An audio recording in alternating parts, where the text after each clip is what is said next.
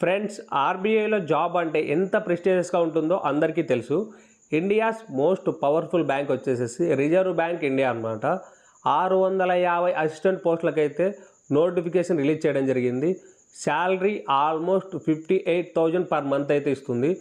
Permanent central government job ఇది. All India level exam పెట్టి మనకి సెలెక్షన్ అయితే చేయడం జరుగుతుంది. సో ఈ వీడియోలో మనము కంప్లీట్ డీటెయిల్స్ అయితే క్లియర్గా చూద్దాం.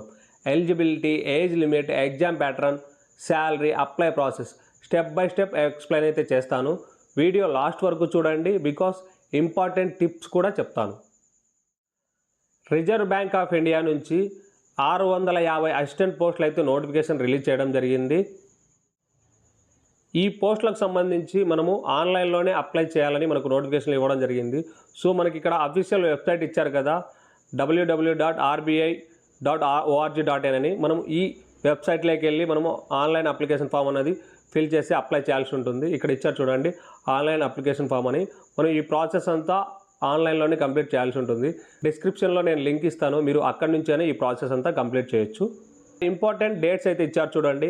అప్లికేషన్ స్టార్టింగ్ డేట్ వచ్చేసేసి February 16th నుంచి అయితే మనకు అప్లికేషన్స్ అనేది స్టార్ట్ అవ్వడం జరిగింది.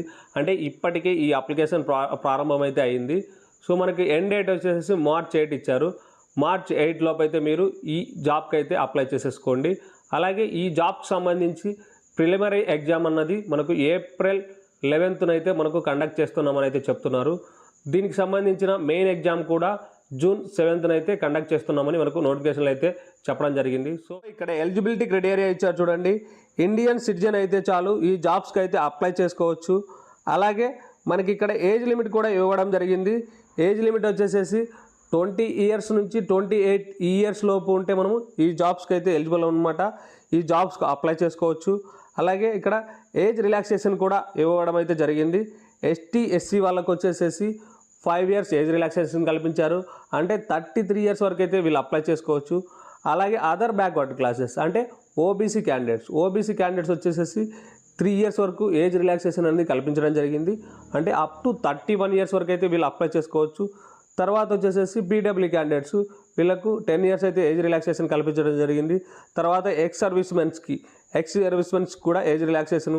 తర్వాత విడో ఆర్ డైవర్స్డ్ వీళ్ళైతే 35 years వరకు అప్లై చేసుకోవచ్చు.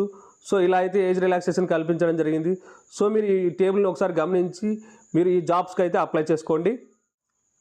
అలాగే ఎడ్యుకేషన్ క్వాలిఫికేషన్ వచ్చేసేసి అట్లీస్ట్ బ్యాచిలర్ డిగ్రీ అనేది మనము 50% మార్క్స్తో పాస్ అయితే చాలు ఈ జాబ్స్కి అయితే మనము అప్లై చేసుకోవచ్చు అని మనకు చెప్తున్నారు.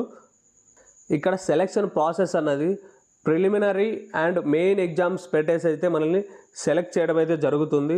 సో ఇక్కడ ప్రిలిమినరీ ఎగ్జామ్ వచ్చేసేసి 100 మార్క్స్కి అయితే మనకు ఎగ్జామ్ అయితే కండక్ట్ చేయడం జరుగుతుంది. 100 మార్క్స్ 60 minutesలో అయితే మనము ఈ ఎగ్జామ్ అనేది కంప్లీట్ చేయాలి.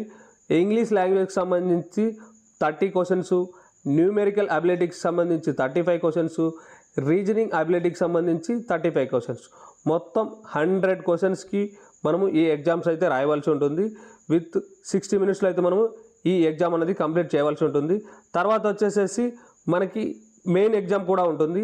ప్రిలిమినరీ ఎగ్జామ్ ఎవరు పాస్ అవుతారో నెక్స్ట్ మెయిన్ ఎగ్జామ్ కూడా వాళ్ళు రాయవలసి ఉంటుంది. అలాగే ఇక్కడ మెయిన్ ఎగ్జామ్ కూడా మనకు ఇవ్వబడింది చూడండి. ఇక్కడ main exam number of questions అంటే 200 questions అయితే ఇవ్వడం జరుగుతుంది.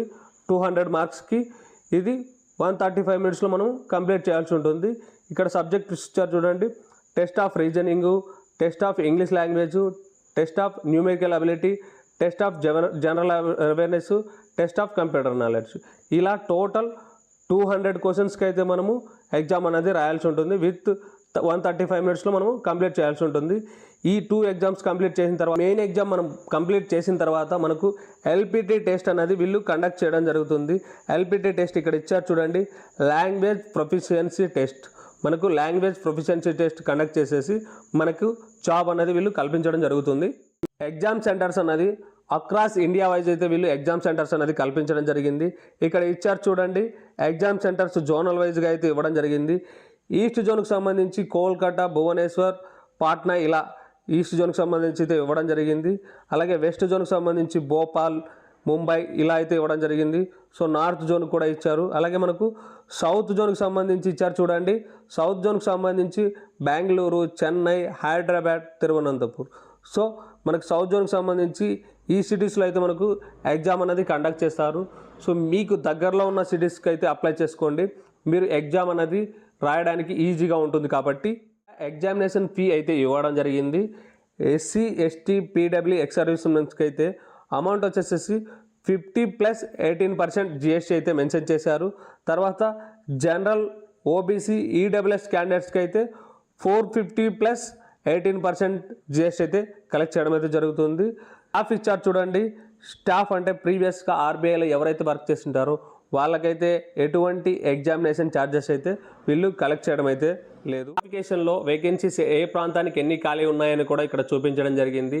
ఇక్కడ చూడండి, మనకు క్యాస్ట్ వైజ్ కూడా ఇక్కడ ఎన్ని ఖాళీలు ఉన్నాయని కూడా ఇవ్వడం జరిగింది.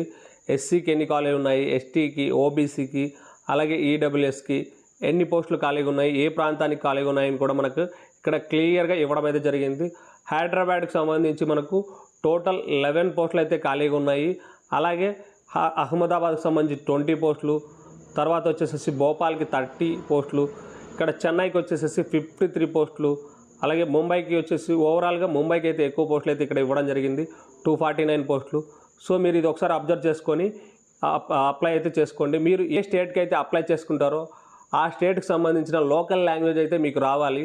సో మీకు లోకల్ లాంగ్వేజ్ వస్తేనే ఆ స్టేట్కి సంబంధించి అప్లై చేసేసుకోండి. నేను డిస్క్రిప్షన్లో లింక్ అయితే ఇస్తాను. మీరు ఆ లింక్ క్లిక్ చేయడం ద్వారా ఈ పేజ్కి అయితే రీడైరెక్ట్ అవ్వడం జరుగుతుంది. రీడైరెక్ట్ అయిన తర్వాత ఇక్కడ క్లిక్ ఫర్ న్యూ రిజిస్ట్రేషన్ వస్తుంది కదా, మీరు ఈ బటన్ అయితే క్లిక్ చేయండి. ఇక్కడ మీ ఇన్ఫర్మేషన్ ఇచ్చి అయితే మీరు ఈ అప్లికేషన్ని కంప్లీట్ చేయాల్సి ఉంటుంది. ఫస్ట్ వచ్చేసేసి బేసిక్ ఇన్ఫర్మేషన్ ఇవ్వాలి. మీ బేసిక్ ఇన్ఫర్మేషన్ అయితే మీరు ఇక్కడ ఇచ్చారు చూడండి. బేసిక్ ఇన్ఫర్మేషన్ వచ్చేసేసి మీ యొక్క ఫస్ట్ నేమ్ అన్నది ఇక్కడ ఇవ్వవలసి ఉంటుంది. తర్వాత కన్ఫర్మ్ ఫస్ట్ నేమ్ చేయవలసి ఉంటుంది. తర్వాత వచ్చేసేసి మిడిల్ నేమ్ ఇచ్చారు. మిడిల్ నేమ్ అన్నది మ్యాండేటరీ అయితే కాదు, సో ఇస్తే ఇవ్వండి, లేకుంటే లేదు. తర్వాత లాస్ట్ నేమ్ ఇచ్చారు, మీ లాస్ట్ నేమ్ అయితే కంప్లీట్ చేయండి. తర్వాత ఇక్కడ ఫుల్ నేమ్ ఇచ్చారు చూడండి. మీ ఆధార్ కార్డులో మీ నేమ్ ఎలా ఉంటుందో కంప్లీట్గా ఫుల్ నేమ్ అనేది ఇక్కడ ఎంటర్ చేయవలసి ఉంటుంది. తర్వాత వచ్చేసేసి మీకు మొబైల్ నెంబర్ అయితే ఇక్కడ అడగడం జరిగింది. మీ యొక్క మొబైల్ నెంబర్ ఇవ్వండి. తర్వాత కన్ఫర్మ్ మొబైల్ నెంబర్ అయితే చేయండి. అలాగే మీకు ఏదైనా ఆల్టర్నేటివ్ మొబైల్ నెంబర్ ఉంటే ఇవ్వండి, లేకుంటే మీ ఫ్యామిలీలో ఎవరన్నా ఇంకొక మొబైల్ నెంబర్ ఉంటే అది కూడా ఇక్కడ ఇవ్వచ్చు. తర్వాత వచ్చేసేసి ఇక్కడ మిమ్మల్ని మెయిల్ ఐడి అయితే అడగడం జరిగింది. ఇక్కడ మెయిల్ ఐడి అడిగారు కదా, మెయిల్ ఐడి అయితే ఇవ్వండి. తర్వాత వచ్చేసి కన్ఫర్మ్ మెయిల్ ఐడి అడిగారు. తర్వాత కన్ఫర్మ్ మెయిల్ ఐడి కూడా ఇక్కడ ఇవ్వండి. తర్వాత ఇక్కడ సెక్యూరిటీ కోడ్ ఎంటర్ చేసేసి మీరైతే నెక్స్ట్ పేజ్కి అయితే రీడైరెక్ట్ అవ్వడం జరుగుతుంది. మీకు నెక్స్ట్ పేజ్లో వచ్చేసేసి ఇక్కడ సిగ్నేచర్ అండ్ ఫోటో ఇచ్చారు చూడండి. సిగ్నేచర్ అండ్ ఫోటో అప్లోడ్ చేయాల్సి ఉంటుంది. ఈ సిగ్నేచర్ అండ్ ఫోటో వాళ్ళు ఇచ్చిన ఎంబీలోనే మీరు అప్లోడ్ చేస్తే అప్లోడ్ అవుతుంది. దానికి సంబంధించి నోటిఫికేషన్లు అయితే వాళ్ళు ఎంబీ సైజ్ అయితే ఇవ్వడం జరిగింది. మీరు ఒకసారి గమనించి ఆ సైజులో మాత్రం ఇక్కడ అప్లై చేయడానికైతే ట్రై చేయండి. ఎర్రర్ అన్నది మనకు రాకుండా ఉంటుంది. సో తర్వాత వచ్చేసేసి మనకు మీ డీటెయిల్స్ అంటే మీ ఎడ్యుకేషన్ డీటెయిల్స్ అయితే అడగడం జరుగుతుంది. మీ ఎడ్యుకేషన్ డీటెయిల్స్ అయితే కంప్లీట్గా ఇవ్వండి. తర్వాత మీ కంప్లీట్ డీటెయిల్స్ అయితే ఒకసారి ప్రివ్యూ చేసుకోండి. ఈ ప్రివ్యూ చూసుకున్న తర్వాత మీ యొక్క ఎడ్యుకేషన్ క్వాలిఫికేషన్ డాక్యుమెంట్స్ అయితే ఇక్కడ అప్లోడ్ చేయమని అయితే అడుగుతారు. సో మీరు ముందుగానే రెడీగా పెట్టుకొని ఈ డాక్యుమెంట్స్ అన్నది అప్లోడ్ చేయడానికి అయితే ట్రై చేయండి. ఇక్కడ ఫైనల్ స్టెప్ వచ్చేసేసి పేమెంట్ అన్నమాట. మీరు పేమెంట్ చేసిన తర్వాత మీకైతే ప్రింట్ అన్నది వస్తుంది. సో మీరు ప్రింట్ అనేది తీసుకోండి, లేకుంటే మెయిల్కి అయితే ట్రాన్స్ఫర్ చేసుకొని సేవ్ చేసుకొని అయితే పెట్టుకోండి. మీరు ఈ ప్రాసెస్ చేస్తున్నప్పుడు, ఈ డేటా ఫిల్ చేస్తున్నప్పుడు ఏదైనా డౌట్స్ వస్తే కామెంట్ బాక్స్లో అయితే కామెంట్ చేయండి. మీ కామెంట్కి అయితే నేను తప్పకుండా రిప్లై ఇవ్వడం అయితే జరుగుతుంది. సో ఈ వీడియో మీకు నచ్చినట్టయితే లైక్ చేయండి, మీ ఫ్రెండ్స్కి షేర్ చేయండి. Thank you for watching.